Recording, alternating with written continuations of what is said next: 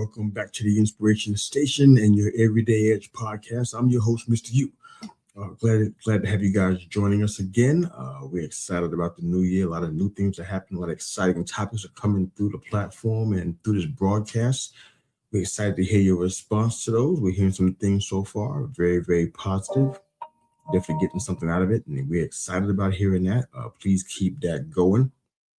Also, in the upper right-hand corner of your screen, if you're interested in checking out some of our other previous Inspiration Station podcast episodes, upper right-hand corner of your screen is a QR code. Grab it from there. You can find all of our episodes, past, present, and hopefully future. We also have our works on all listening platforms. You can find us on Apple Podcasts. You can leave us a 5-star review, and of course, download episodes to all of our Exclusive Movement podcasts, and you can find us on Apple Podcasts and wherever you get your podcasts from, as well as our YouTube channel. You can subscribe to our channel and get all of our video episodes of all 3 of our Exclusive Movement podcasts. So many ways to find us. Thank you for choosing one of those or all or more, and definitely lock in with us because we're going someplace definitely this year. I want to talk to you about a subject I think, just from what I see in leadership and business and networking circles, and especially even in normal everyday life, if you will, there seems to be a need for self-awareness. I talk about this and I deal with this in other areas, but it feels like we're not all dealing with it, and it's something to really consider. We talk about, or what I try to share with people, I think is more accurate. I'm more concerned about people becoming whole so that they can contribute well to the world around them. I want to make that expressly clear today. It's important that we become whole so that we can contribute well to the world around us. There's some people who are in the world, but they're hiding.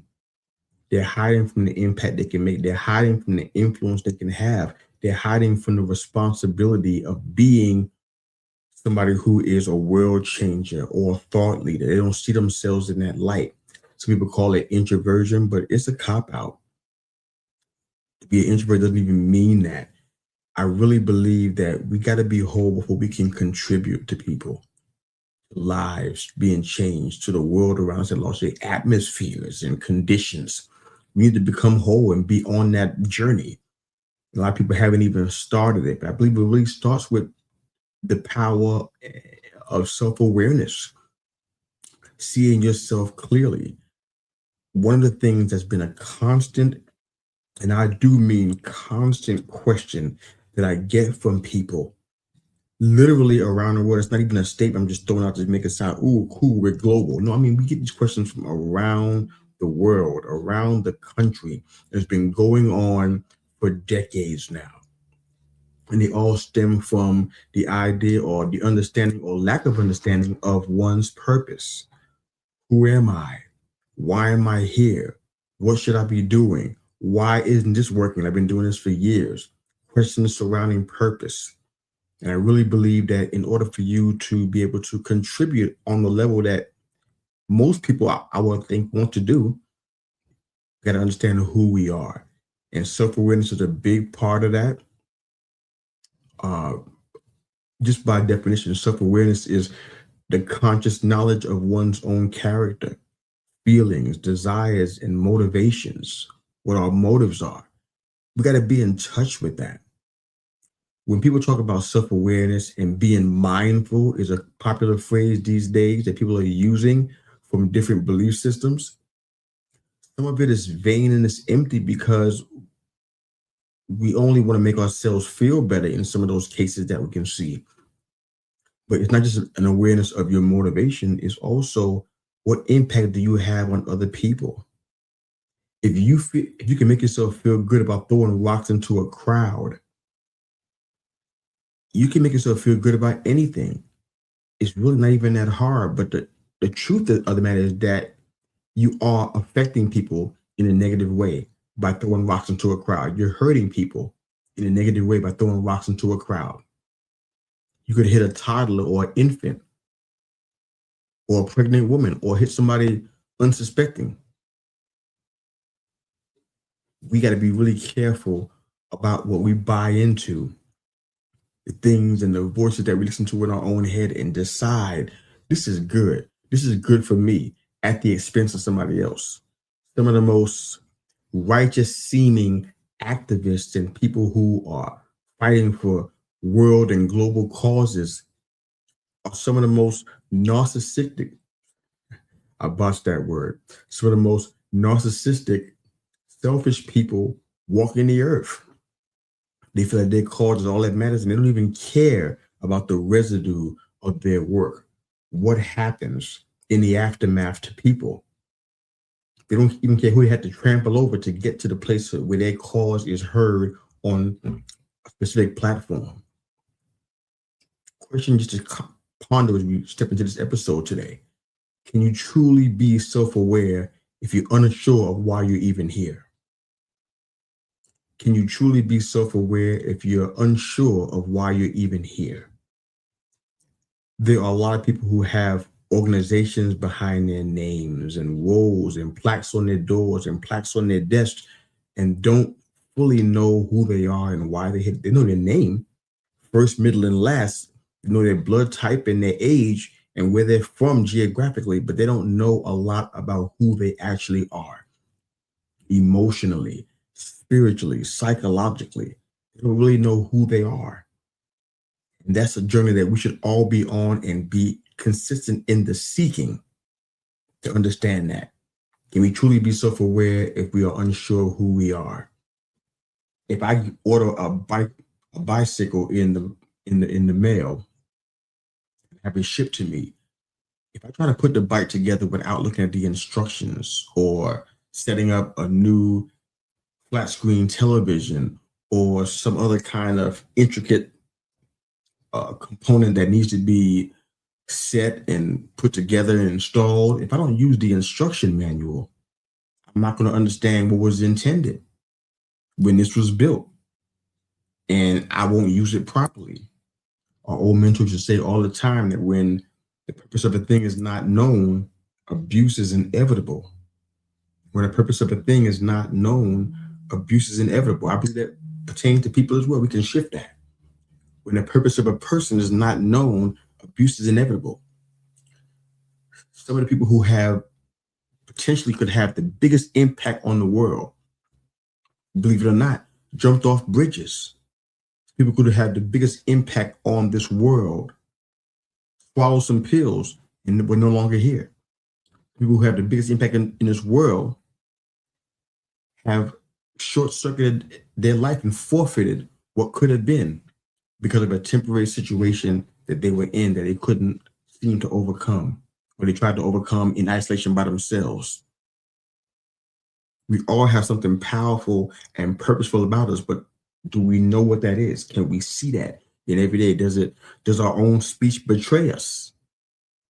Do we talk like somebody who doesn't know who we are? Sometimes we do that. You cannot grow what you're unwilling to see. You can't grow what you're unwilling to see. We're still talking about self-awareness today. You can't grow what you're unwilling to see. There's so many places we can go. Just for some scriptural anchors, 1 Corinthians 4 and 5. God brings hidden motives to light. Awareness of heart motives is vital. That's just a paraphrase of 1 Corinthians 4 and 5. Proverbs 28 and 13.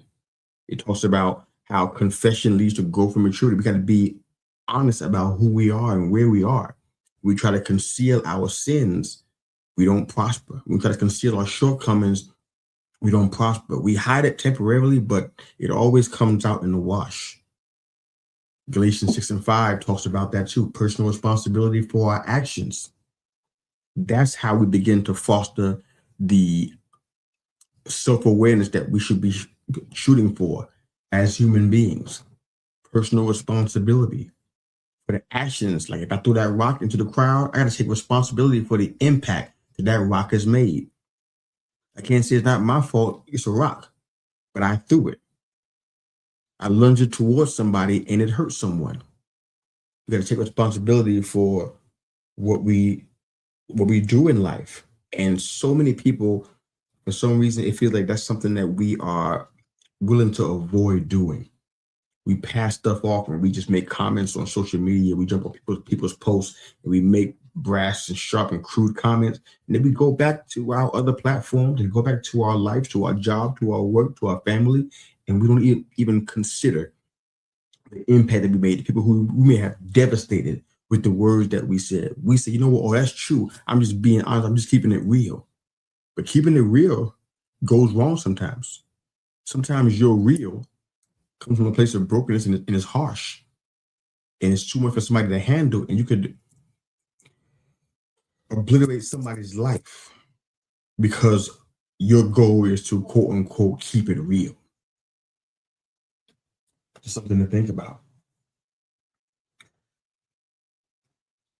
You know, Carl Jung, he talked about this before. Now I don't want to butcher the quote, but he basically saying that everything that irritates us about others can lead us to an understanding of ourselves. One of the reasons why self-awareness is so important is because it causes us or encourages us to focus on where we actually are, not where we perceive to be, where we would like to be in our minds, ideally, but where we actually are. I believe John C. Maxwell said that the heart of good leadership is self-awareness. When you know who you are, when you know your limitations, when you understand what your struggles are, when you know where you fall short, that kind of transparency, people will want to follow that. People want to follow a leader who understands, you know what? I don't have it all together, but I do understand this and I understand where I need to be.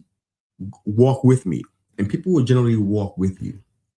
There is a passage of scripture that I love. It talks about one of the greatest kings in biblical or history, in world history, and that's King David.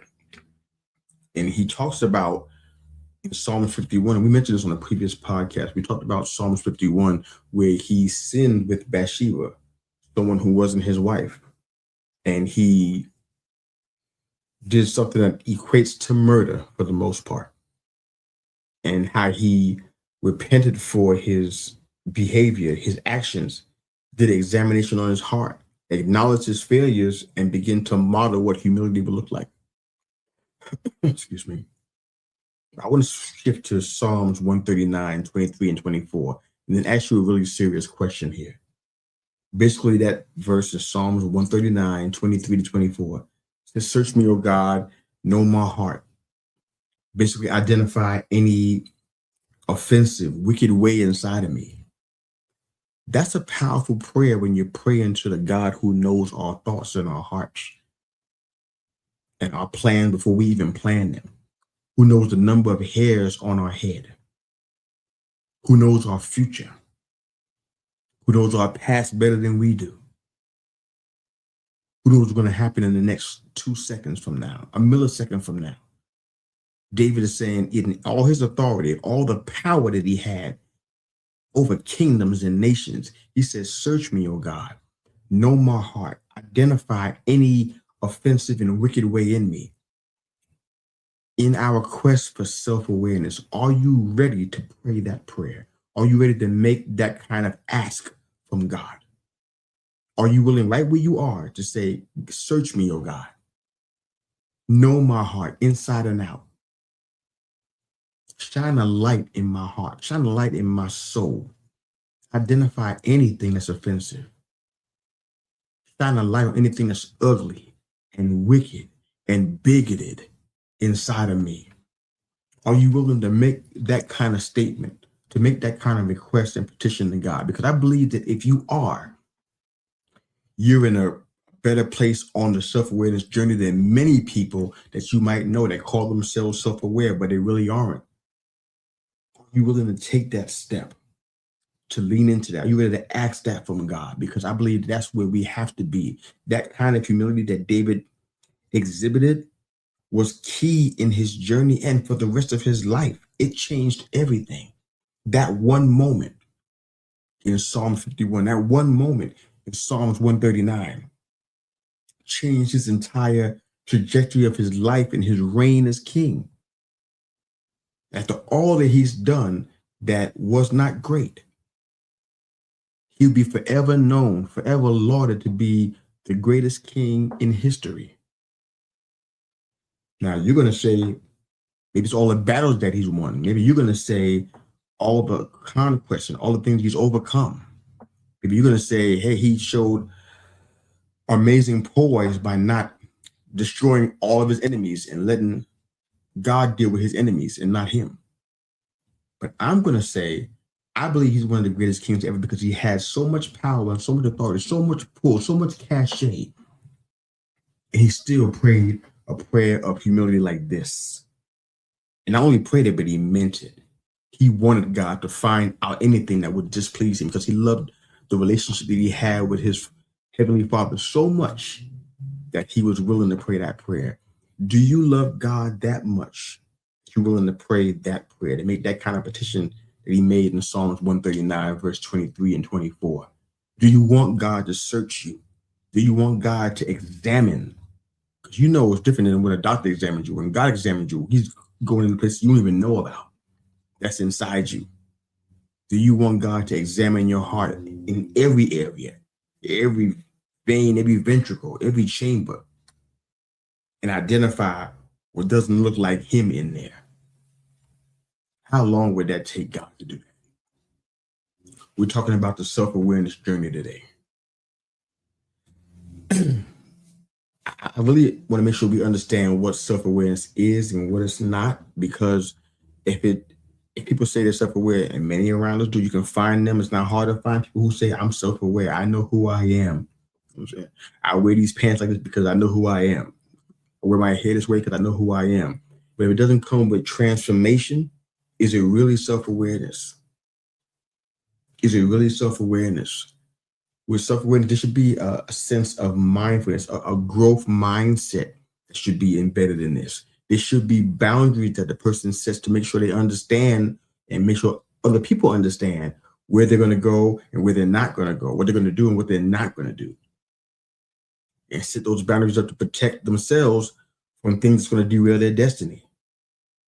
Self-awareness should also be the recognition of dangerous habits. You should be able to know the triggers that you usually would fall for in the past. Now you know it's not going to happen.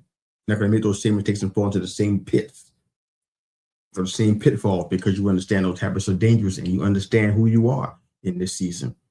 You have knowledge of the blind spots. This comes with accountability and coaching and mentorship. I recognize that. I said that on many shows, saying it again on this one. The knowledge of the blind spots, you ain't finding that by yourself a lot of the times. You do things and you act certain ways, and you probably been doing that for 10, 15, 20, 25 years, even more maybe. You don't even know there's anything wrong with it. But an outside observer, somebody who can be accountable with you and you can be accountable to them, they can see those blind spots. They can see that right away and they can help you. So have knowledge of the blind spots. But mindfulness isn't just about being fancy and being new age. It's really about something deeper. It's saying, you know what? I don't know everything. I don't understand everything. There's things about me that I don't like, that if I follow those things, it could take me down a bad road. So I need support and help in this. I need to understand who I need to be. There was a episode that we did recently where I was talking really briefly about our identity. And I brought this up because there are people who, if you know somebody who's come from an impoverished place or a place that is low income, or maybe there's some depletion and lack of opportunities in this area and region where you come from, if you live there for 20 years or even more, you think that's a part of who you are, it can become something that you identify with as, this is who I am. This is my identity. And your identity was created before you were. Your identity wasn't formed once you got to college. You found yourself. You had an identity before that. When you were fashioned and when you were made, you had an identity. It wasn't fully pulled out and fleshed out because you didn't understand who you were. You were still a child, but it was fleshed out long. It was birthed long before that. Long before you got to being an adult with children and grandchildren. And people think that the trauma that they went through growing up, the angst of not having a father in the house or not having a mother in the house or having neither, being abandoned, being rejected, being given up for adoption. People have been stuffed in trash bags in the trash can, babies in trash cans because the parents don't want anything to do with them. That kind of stuff can stick to you, but it's not your identity. You're not a trash bag baby. You're not rejected and abandoned. You're not worthless. You have value. And I think awareness has a lot to do with that. Because if you are at a place where you can't actively listen to somebody, or you can't be in a conversation without having to get your point across, and your attention is on the bright, shiny things and not the things that matter, if you can't say no to things that deplete your destiny and your energy and your focus and your momentum, you're not walking in self-awareness. You're missing some things. Some people don't realize this, but even self-awareness is asking the right questions. Something simple as that, asking the right questions. And not asking somebody who are friends of yours who are going to say yes to whatever it is you say because they want to please you and they want to maintain your friendship, but asking questions of people who may not have any kind of skin in the game. They can tell you the truth. What's actually going on? We have to dive into this. We gotta starting to run out of time already, but we gotta dive into this. I know that self-awareness is a personal development buzzword, but it's really the foundation for our growth. It's the foundation for leadership. It's the foundation for relationships. I feel like through that lens of self-awareness, we see everything else in life more clearly. Again, you cannot grow what you are unwilling to see.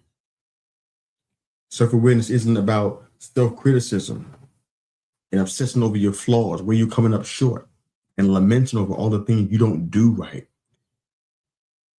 In short, and it's the ability to see the patterns, see the trends that you normally follow, your strengths and your weaknesses, the blind spots, and seeing it without being defensive, without having an attitude, seeing the motives and not feeling like, oh, everybody's against me, or people just don't understand me.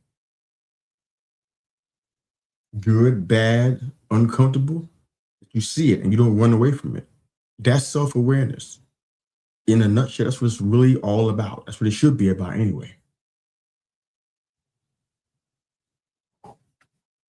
I think it was Plato that said, know thyself. And I really believe that even if you don't agree with Plato's writings and his words, I believe that the search for wisdom, begins from within. It's not you. And this is something that I know that people are going to think I'm talking about specific things because I'm in a lot of business and networking circles, and people might think, "Oh, you're talking about us." I'm not. I really am not, sincerely. But I believe that wisdom comes from within first, and it's not, my sitting at the feet of all of these gurus that have all these answers. They have the key to this, 7 keys for lasting success, 10 keys on how to build this, 15 keys on how.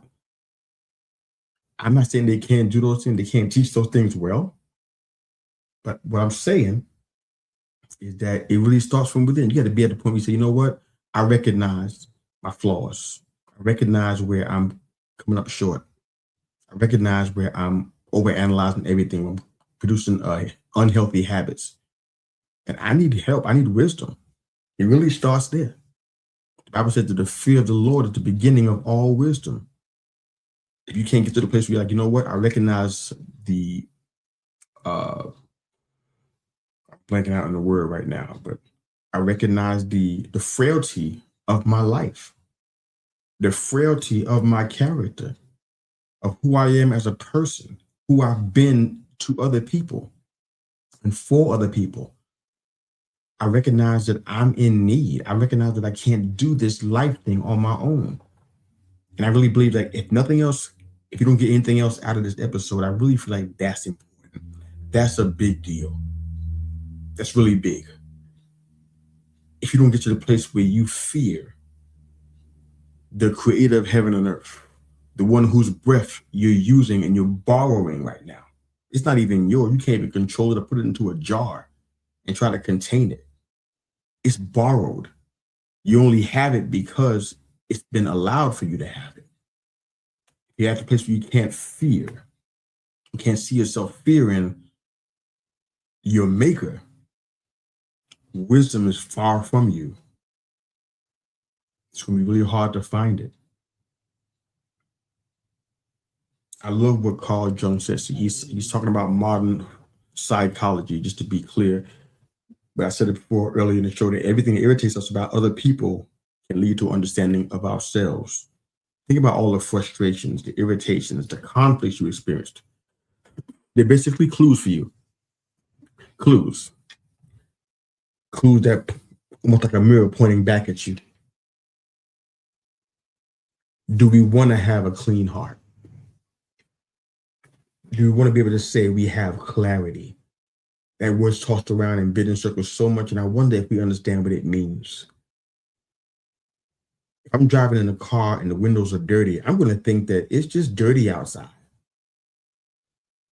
It's just cloudy and murky. Why am I living in this town? This is so cloudy and dirty, but I'll take my car through a car wash and clean all the windows, sparkling clean. Everything looks different. Even the sunshine looks different. The trees and the flowers look different. The people that are walking by on the streets and the roads, even they look different. Just because I changed or cleansed or cleaned, just because I cleansed, or I'm botching this today, just because I cleaned the lens that I was looking at the world through, now I can see things so dramatically different. That's what happens when we walk in self-awareness. We're cleaning the lens. It's foggy and dirty with nicks in it. We're cleaning the lens, saying, you know what? I can see things more clearly now. We need to have that for ourselves. There are people in the corporate world. I've seen them before. I've heard about some of the stories. I read it in books. A lot of them fail because they can't see themselves. They are people who are so arrogant and have an inability to listen and hear and glean and receive wisdom that multi-million-dollar companies would fall into ruin, collapse, just because the leader couldn't take feedback, just because the leader couldn't reflect on his or her own behavior. It was a blind spot, and it became a liability, not just to the leader, but to everybody that the leader was leading. And I really feel like this is a time where we need empathy, but we really, really need self-reflection too. Because we have the power to change a culture. I don't know if you believe that or not, but we have the power to change a culture. I feel like to be truly self-aware requires decisive action. Sometimes it's quick. It's not dragged out. We're not trying to filter through our best friends, people or our parents, people who we know and trust. Sometimes we have to filter through sources that are going to elevate us and lift us up. Proverbs 28:17 talks about iron sharpening iron. Sometimes our parents can't sharpen us. Sometimes our friends can't sharpen us because we got too much proximity, too much history, too much comfort. And sometimes we have to use a different filter. I use the word of God as a standard for myself. It doesn't shift. It doesn't change its mind. It doesn't become displeased with me and begin to distance itself from me. It's always available. It's always ready. And it's always sharp. It's always sharp. What do you strongly believe that no one knows about you? Talking about self-awareness. These are areas that we got to start asking questions about ourselves. What do you strongly believe that no one knows about you? What do you love most about yourself? What do you love most about you?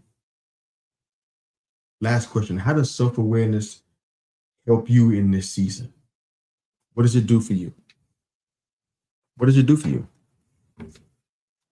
This week, I'm going to ask you to do something before we close the episode out today. This week, commit yourself to seeing yourself clear. Commit yourself. Commit yourself to seeing clearly. Commit to seeing yourself clearly. Do an audit of the pattern that you walk through. Start writing these things down. It's easy to think about it, but it's better and more powerful when you write it down. We've been talking about this on several episodes over the past month. There's a psychology to that. Get out of your head and start writing these things down. What kind of patterns do you walk through that you know are destructive and unhealthy? What do you constantly think about when you're in certain situations? How do you handle those thoughts?